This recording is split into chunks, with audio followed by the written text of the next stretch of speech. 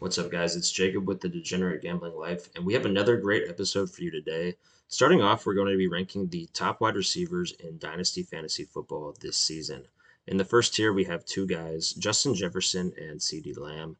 Obviously, these guys are both elite talents, and we got Justin Jefferson at one. He just signed a massive contract, and he has a long runway for success still ahead of him. He's 1 year younger than Lamb, and we know that he has that wide receiver one overall upside. With CeeDee Lamb, we also have to give him the respect and put him in tier one as well. He's coming off the wide receiver one overall season last year, so we know what he can do. He's still got a lot ahead of him as well, and I would be very confident taking him and Justin Jefferson at their ADPs. Moving on to tier two, we have Amon-Ra St. Brown, Jamar Chase, and Puka Nacua. I think that these guys are all elite talents. Starting with Amon-Ra, he put up a monster season last year, especially in PPR formats. So you're definitely getting good value at that ADP with Amon-Ra. For me, he's number three because that Lions offense is only going to continue to get better, and he can do it all for them. He's good in the short game, the intermediate game, and the long passing game for them. So look for him to have an even bigger year this year. With Jamar Chase, obviously, he's a world-class talent. And if Joe Burrow can return to that Super Bowl caliber form that we know Joe Burrow for, I think you're going to get great value with Jamar Chase as well. That's the big question with Chase, though, is if he can keep that consistency week in and week out. But from a dynasty perspective, I really like him a lot for the long term. With number five, we have Puka Nacua, who just did crazy things as a rookie in the NFL. I think that he's a building block piece that you can have for your dynasty teams, and I love him in the second round of dynasty drafts. Then moving on to tier three, we get Garrett Wilson, Marvin Harrison Jr., Tyreek Hill, and A.J. Brown. With Garrett Wilson, we have a guy, he hasn't quite reached his full potential, but I think he's going to take that step to superstardom this season with Aaron Rodgers. Will he have good quarterback play after Aaron Rodgers? That's a good question, but for now, I think we have to take that gamble on Garrett Wilson. Then with Marvin Harrison Jr., you're getting an elite prospect, probably the number one wide receiver prospect that we've seen in a very long time. So I'm very confident taking him there, but not quite at his ADP at 13.4. I don't like that value, but if you can get him later, I would definitely take him. And then Tyreek Hill, I'm higher on him than most. I think he's still got a lot left in the tank. He's looking for an extension, and he's just one of those special Hall of Fame players that is going to have a longer runway than most guys. And I think he'll be doing, putting in good seasons even at an older age than 30. So don't count out Tyreek yet. Let's keep him in the top 10 for now. And then with A.J. Brown, obviously, you have a stud. That's going to be a very good Eagles offense, and I like them a lot this season. And then the final tier, we're going to look at the bottom of the top 15 here. It's going to be Drake London, Jalen Waddle, Malik Neighbors, Chris Olave, Brandon Ayuk, and Michael Pittman Jr. I like all these guys a lot. I think Drake London, you could have a potential huge steal here. He's still very, very young. He's getting Kirk Cousins, and he's just ready to reach that next level of his game as well this season. I think he could take a big step forward in this Atlanta offense, and his value could skyrocket in the next couple years of dynasty leagues. Then we have Jalen Waddle, another guy who I think he had a down year last year, so people are kind of low on him, but he's still young. He's got a lot of time to play in that elite electric offense in Miami, so I would definitely invest in Jalen Waddle as well. With Malik Neighbors, you have more of a wild card since he's a rookie, but this guy is as good a prospect as we've seen in a long time as well. And I'd be very confident taking him here at this position in the draft. I think he is an otherworldly talent, so I'd love to see what he does over the next few years, and that's definitely a rookie you want to invest in your dynasty leagues. Then moving on to Chris Olave, we have another stud that hasn't quite reached that superstardom level, but he could make that step. It could be a little bit harder with him because of the quarterback play in New Orleans, but I do think that is great value for him at the 30.5 ADP, so definitely don't be afraid to take Olave. With Ayuk at the 37.7 ADP, another great value. I think the 49ers are going to get him that long-term extension. It's just a matter of time, and I think that he is going to be well worth it for you to take in startup drafts. And then finally, Michael Pittman, a guy I love. He's not the youngest receiver still, but he still is a young player. He just got that nice extension. And I think he's going to still be out to prove that he's one of the great players in the game. In PPR formats, this guy is like a cheat code, so definitely don't be afraid to take him at wide receiver 15. I think that's amazing value in startup leagues. Today on The Great Debate, Josh and I are going to be debating whether we would take Zamir White or Ramondre Stevenson first in redraft leagues. For me, it's a close one, but Zamir White was a three-down workhorse back down the stretch last season, and he played really well in that time period. He's proven he can handle that kind of workload, and the Raiders only brought in Alexander Mattison as competition, and he proved last season to be more of a career backup than a starting caliber running back in the NFL. I like the values on both guys, but I like Zamir White a little bit more. All right, Jacob, definitely hear you. I like Zamir White, but the player I'm going to recommend is Ramondre Stevenson. He's going a round or two later, and he only has to compete with Antonio Gibson, and we know he's going to fumble and can't do it. Didn't do it with the Commanders. Jacoby Brissett is a good enough quarterback that he will keep defenses honest. And finally, Ramondre's average 4.5 yards a carry, has had a 1,000-yard season. He had a season where he had 69 catches, and he does not fumble. That's why you take Ramondre Stevenson a round or two later. Excuse me, sir. Would you like another hot take? Yeah, definitely. Keep them coming.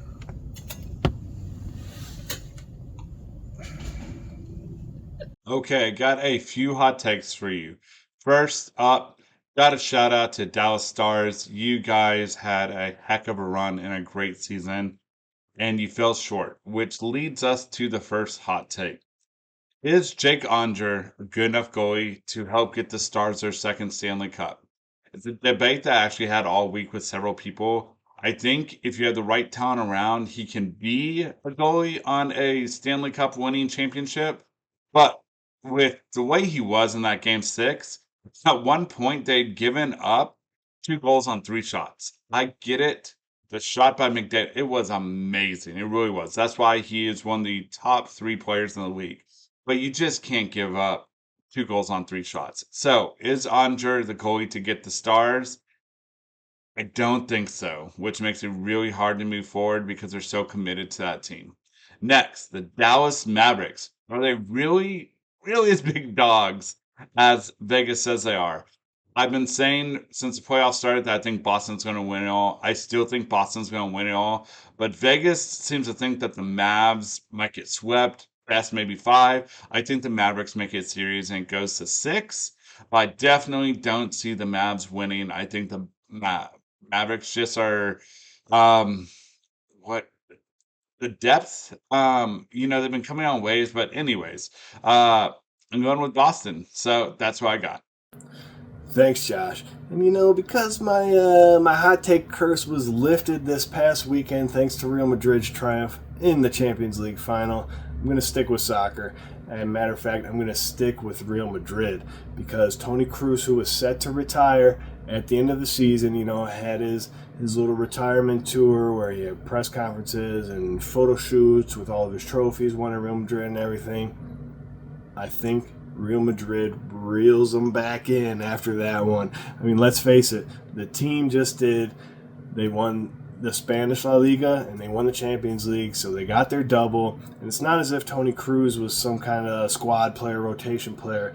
The man started and played 86 minutes in the Champions League final, only to be subbed off when the game was in hand. So I think he comes back. I think Real Madrid gets him back, and they go for it again. Will they win it? We'll see.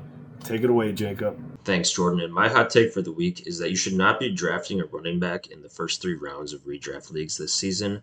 You can still get guys like James Cook, Zamir White, Ramondre Stevenson, and more in rounds 4 and 5. And there's also great values later on than that as well for your backup spots. I think you can get a lot of really good receivers, a lot of great value on receivers and tight ends in the first 3 rounds. You can get that top tight end in round 3. You can get a Josh Allen in round 2 or round 3. That's a steal. And I think it's just better off this season to wait on running backs because there's so many good ones that can be league winners later in drafts that you can get those stud receivers and get those positional advantages at other positions this year. My hot take of the week is that Justin Jefferson's new contract was well deserved. 4 years, $140 million. That's $35 million a year. And there's a lot of guaranteed money in that contract, the most of a non-quarterback ever. Great job, well deserved, Justin Jefferson. I think that it should cap the wide receiver market. No one should really get more than that, considering he is the best in the league right now. But it's not really how it works. Other guys will probably get more than him this year, but I don't think so.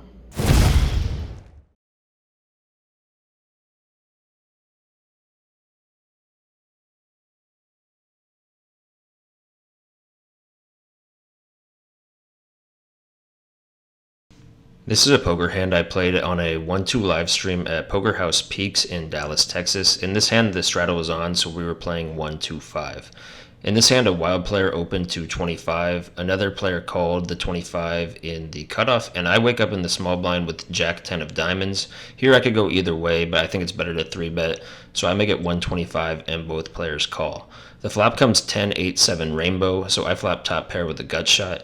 And usually this board will be better for the callers, but these guys are both playing very wide ranges, and I should have their range crushed in this situation most of the time. And since I have less than a pot size bet, I decide to go all in for 175, and both players fold, and we scoop a nice pot. The poker hand I played from the same session. Under the gun raised to $20, and I woke up under the gun +1 with pocket queens and raised to 60. Only the under the gun made the call, and we went to a flop which came King 9-6 rainbow. He checked to me, and since this player is loose, I think the best decision is to bet small with all of my hands to get value from his worst pairs. So I bet 40 and he makes the call. The turn comes another king, and here he checks again, and at this point I can go either way. Since now that the king came, it's less likely that he has a king since there's 2 on the board. But I think if I bet here, he's probably going to fold out most of his weaker hands that we want to get value from, so I check back looking to play a river. The river comes in offsuit 4, so the flush draw breaks out, and now he bets 50. Here, against a wild player, I'm getting a great price to call. I have to put in 50 to win 250. So even though I'm going to lose here most of the time, I only have to win 1 in 5 times to break even.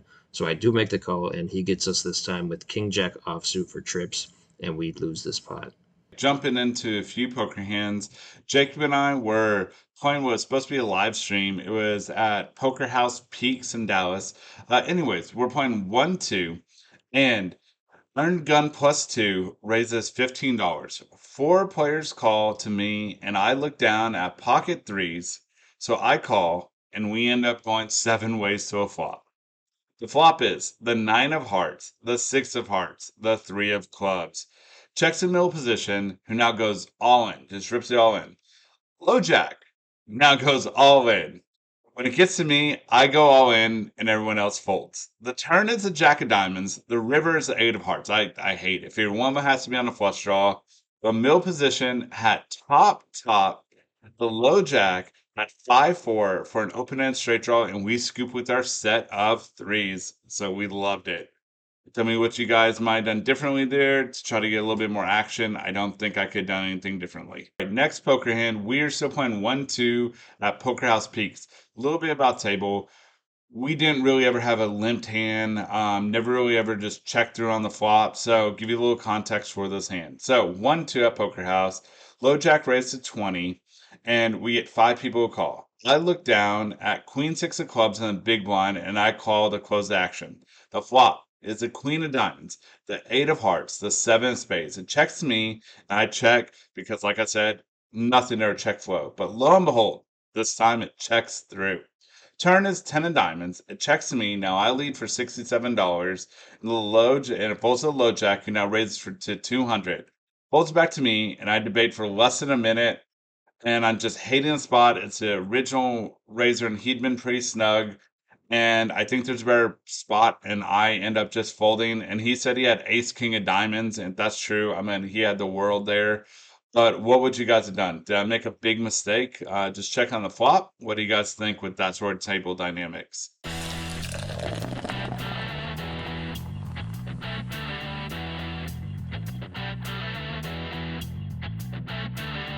Welcome to Miller Time. I'm Kevin Miller with the Degenerate Gambling Life, and on today's episode, I am going to tell you guys why you should try best ball this year.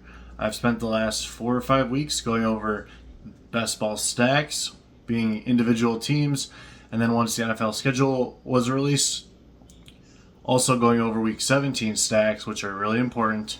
But today I'm just going to talk a little bit about best ball and why I think you should try it out if you're not already playing. Okay, first, a little background on what best ball is. There's tournaments on DraftKings, Underdog, and other sites where you just draft with about 11 other teams to make 12 total. And the top 1 or 2 teams that score the most points on the year, rotisserie style, advance to the playoff rounds. And then from there, you have to be the best in your bracket for a few weeks to make the final round where you can win a lot of money. We're talking $1 million plus. So The cool thing is it's just a draft. It's not a season-long commitment, and you can't make any pickups or trades. So it's really just determines if you draft the best players overall in your league or in the whole contest as a whole. So with that background being said, the reasons why I think you should try best ball are that drafting is the best part. It's the most exciting part of the whole fantasy football experience, other than maybe watching the games on Sunday. And once that draft is over, the rest of the season, setting lineups and whatnot, isn't really as exciting as when you're hand selecting your team and combating your friends or foes to get those picks and players you want. That's the best part, and you can do that over and over again by doing best ball drafts. They're just about 45 to 60 minutes, and then that's it. Secondly, it helps you prepare for your redraft leagues in August with all of your lifelong leagues. I have about 10 redraft leagues I'm in, so it's really helpful to draft for a ton from a ton of different spots before I even have to dip my toes in any of those leagues. And these best ball drafts, you're playing against real people for real money, so it's a good indicator of ADP and other things about where players are going to go. So I think there's a lot of value in doing it. And finally, my favorite reason to play best ball is to try to win some serious money. It only takes 1 hour of your time, and you could make $1 million or more.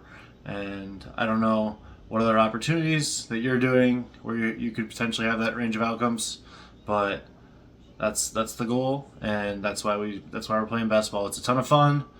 You have to practice for your real drafts, but you can make some serious money. Go out and try it.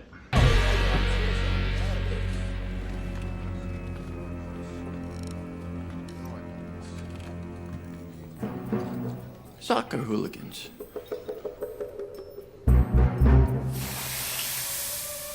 Welcome back to another edition of the Added Minutes. This is our special Champions League edition of the Added Minutes, because with the conclusion of the Champions League brings an end to the European club season. And this is the pinnacle of the European club season. This is essentially the Super Bowl. Every year the Champions League final happens, and this year it was taking place in Wembley as Borussia Dortmund took on Real Madrid. And Real Madrid were heavy favorites, as I alluded to in last week's episode of my hot takes when I was all on Real Madrid. I was saying they were going to win by at least 2 goals. I was thinking 2-0, 3-0, 3-1. Well, this is how it played out. I was really, really, really nervous in the first half. I thought that the mush was for real because we had Dortmund absolutely dominating Real Madrid. I think Real Madrid only managed to get 1 shot on target in the first half, which was pretty crazy, especially for the 14-time champions coming back to this competition. They had 4 players going for their 6th Champions League trophy, which is absolutely insane. They had Toni Kroos, Luka Modric, they had Dani Carvajal, and they had Nacho. All of those players have won 5 European trophies, and they were looking for number 6. So as we get back into it, like I said, Dortmund was dominating the first half. Real Madrid really wasn't doing anything. Dortmund spoiled their chances. They had a breakaway one-on-one. They had another one that was called off sides that hit off the post, and it was not looking good for Madrid. However, because Dortmund failed to get that goal or 2 goals in the first half, everybody started to creep on their minds that Real Madrid was just, this is what they do. They even when they're having a bad game, they find ways to win. And boy, did they. When Dani Carvajal headed home the game-winning goal in the 74th minute, it was capped off in the 83rd minute by Vinicius Jr., the Wonder Kid, and Real Madrid wins their 15th, a record 15th European championship. They are your Champions League winners.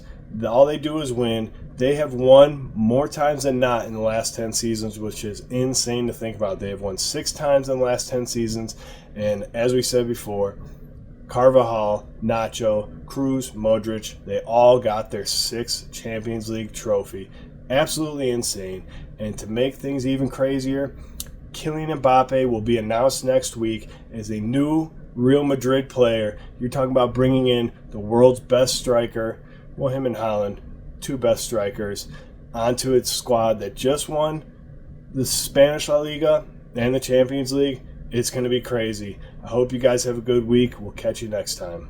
Okay, a little bit of fancy baseball. First player we have for you is Edmundo Sosa. He's a player in the Philadelphia Phillies, and from what I'm reading, he should still be getting playing time even whenever Turner comes back. He gives you eligibility at third base and shortstop, and rumor is he's going to be starting playing the outfield, so you'll love that flexibility. He's available in 75% of leagues. He's player number 72 for the last month. He gives you 17 runs, 3 home runs, 13 RBIs, 2 stolen bases, and a 310 batting average. So a little bit of everything that we just really like. Next up, Ben Lively, Cleveland Guardians. Again, someone else that gives you that great flexibility that you love. He is a starting pitcher, but you can also put him in the relief spot. So you really like whenever you can do that to stack those pitchers up on a day that you have a lot of starters going.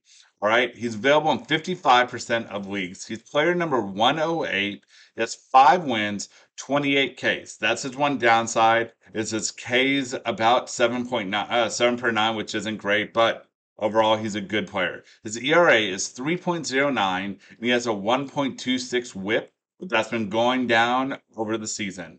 Finally, we're going to talk about stat. If your league has it, I'm an advocate for it. It's holds. People always look at, but you have all these middle relievers, they really can't do too much. So next year, if you haven't, put holds in there, man. You'll be amazed how many relievers and other players you can add. So, if you have holds, or you're just looking for the occasional spare win or save, we're going to talk Matt Stram, Philadelphia Phillies. All right, this guy again gives you flexibility for starter and reliever, even though he's a reliever. He's available in 73% of leagues. He's player number 74 for the year. I mean, he's just dominating. Gives you 3 wins, no saves yet, but he should get you the occasional save. 34 Ks. He's above 12K per 9, which you love. 6 holds, a 0.75 ERA, and a 0.71 whip. Again, love those numbers.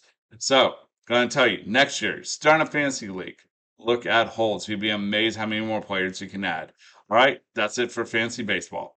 Thank you guys that made it all the way to the end. We really appreciate it. If you haven't yet, please hit that like, comment, and subscribe. Share if you really feel like it, but we appreciate all of you. A couple of things coming up. This week, we'll be in Vegas, June 6th to 10th, with a lot of you with the Gladiator event, $300 buy-in. Good luck to everyone that's going to Vegas. We're going to play on June 7th in the afternoon. We'll let you know. Might be South Point, could be Orleans, could be Caesars. Just really depends on how the card rooms are looking, but we'll let you know on Facebook, Instagram, and YouTube. Next, we're going to have a meetup game. June 8th, so next day at 1 p.m. at Mandolin Bay. Come out, get some merch. We'll have some hats, representing the World Series, man, and we will talk anything you want from fantasy to sports. Have a good time, and again, wishing all of you guys the best of luck out there for the World Series of Poker. Now, we're teaming up with Southern Poker Tour to have 2 meetup games in Shreveport while they're running their tournament, which is June 19th through the 23rd. We're going to have a meetup game Friday night and then Saturday, so come out. Jacob's also going to be there, and he'll be playing in a tournament. And again, we'll have some merchandise and anything you guys want to talk. You'll be getting super close to fantasy football season, so let us know. And if you haven't yet, please check out our website and store. It's live, have merch. Let us know if there's some specialized gear you like, and we'll try and do it. And as always, have a great week, and we look forward to talking to you guys next week.